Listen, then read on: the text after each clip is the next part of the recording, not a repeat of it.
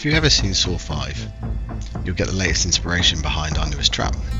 Just heading out with Jackson. Today we're actually going to go for a bit of a run today, get out, get some fresh air. The sun is shining, as you can see up here, it's a lovely day for it. So he wants to get out and get some fresh air, so we're going to have a little run, as we quite often like doing. So we'll catch up in a little bit, let you know how it's going. So it's been a very busy week for Jurassic Wrap. Some good progress has been made. Smile for the camera. It's been hard going, it's been a hard week getting some of the systems operated, and it's been some of the tricky bits that I've been kind of putting off, but eventually, you know, you have to get around to it, so it was time this week. Just hit the 2k mark, just having our first little stop. Do the water break for Jackson here. How you feeling, boy? Good. Feel like it went well, that first one? Yeah.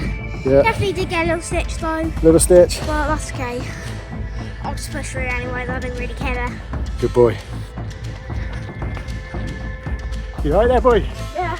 So it's currently 20 past 1 in the morning. Quite often that's the life of an indie dev. I wait till the family go to bed, and then you get some alone time, and currently get to work on a bit of game. So 20 past 1 is not a unknown time for me, put it that way. Break number 2. Feeling the pace a little bit. That's another 2k in the bag, that's 4k. Having a little drink in with you. Yep. We're going to do one more K after this. Although that stitch is definitely worsened. Yeah. How you feeling? Good. But, well, quite a bit more tired than I was last time. Yeah. Your cheeks are certainly getting pinker. Those little pink cheeks, like, ooh. Yeah. If you didn't know, if my cheeks are pink, that means I'm tired. What has been achieved this week? Since the last update, which if you haven't seen, by the way, you can go and check out all the videos, all the devlogs. There's only been two full ones, so do go check them out and then come back and carry on watching. So since the last one, I completely reworked the pause screen. The pause screen was absolutely shoddy, it's up to scratch, so we've worked something nicer into play there. We'll have a look at that. We've added that Saw 5 pendulum axe as like a little trap, so I'll show you that in a second. And that's it, finish up there with our quickest kilometre. As we're only doing one on that one, we decided to go a bit quicker, didn't we, boy? Yeah. How are we feeling? Feel good, but my stitch is worse than it was on our last catch up, which was worse than it was on the first one. Got a bit more of a stitch now, yeah? Yeah. Good effort, eh? Did really good, boy, well done. And that just makes us feel a little bit better about now sitting in front of a computer and doing some coding. This level select system, it's the thing I was kind of dreading.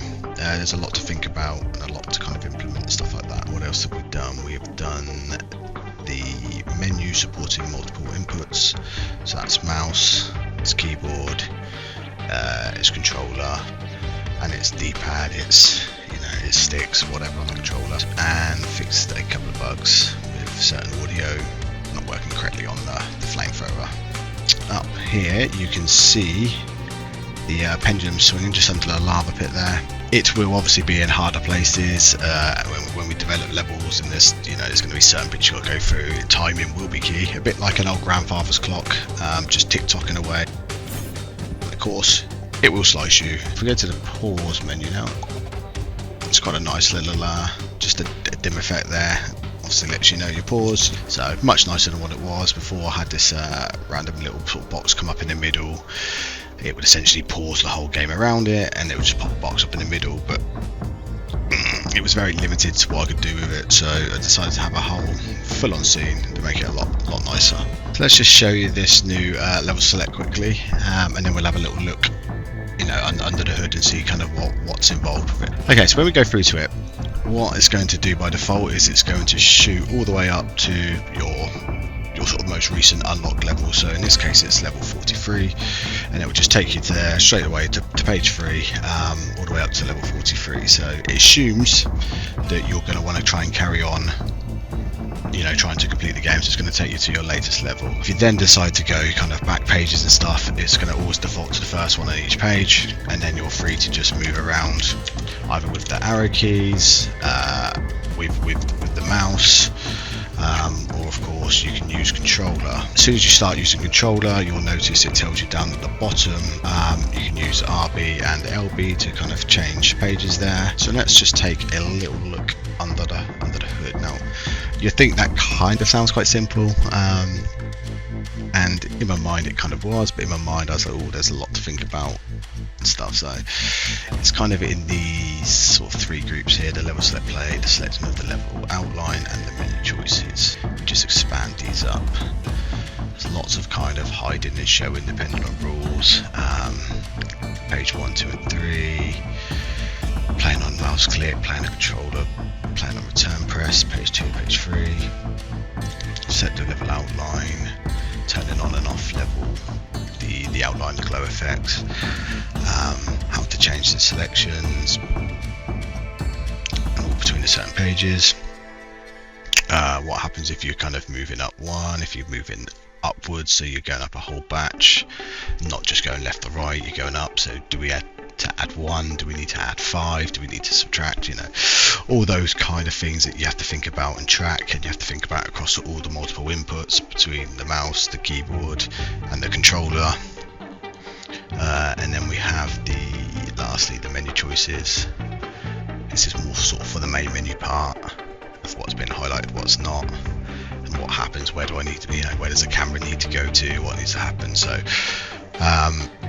that's all now finished and working quite nicely. With one of those, it just takes time, you know. And like I said, my time comes when the family go to bed. It's nice to work on things with Jackson, and we do a bit, but for big, complex, long-winded things like this, it's easier if I can kind of knuckle down and get it, and then I go through it with him, which is cool for him because then he can see what I've done and why I've done it, and I can explain it. But that's why it's now 1:30 in the morning, you know. So I think that's probably going to pretty much wrap up the log for this week.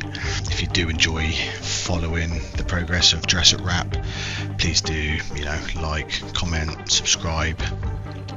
It really does help us and gives us a little bit of motivation to keep pushing on. You know, if you've got any suggestions for the game whatsoever, please do, you know, leave in the comments below.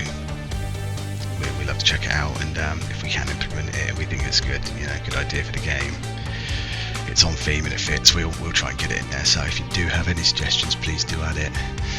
We'd love to hear your thoughts. That's pretty much it. I feel like we're getting there, you know. There is a light, I can see it at the end of the tunnel. I'm waffling on, it's late, it's very, very late.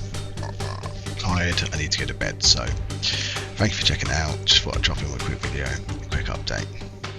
Cheers guys, catch you soon.